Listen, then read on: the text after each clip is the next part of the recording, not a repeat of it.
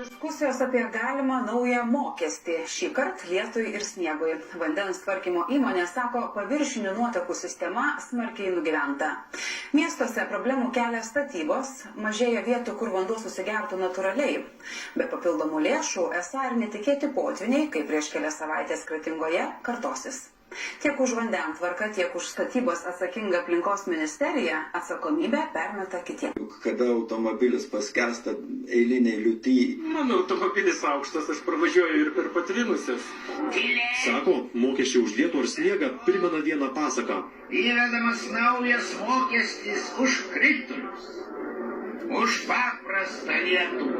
100 lyrų. Aš manau, kad bet kuri rinkliava atsiradusi nauja, man tai yra kažkaip truputį nelabai sąžiningas žmonių atžvilgiu. Lieptų projektuotojams, vystytojams projektuoti ne tik tai asfalto dangas, bet susiderinčias dangas.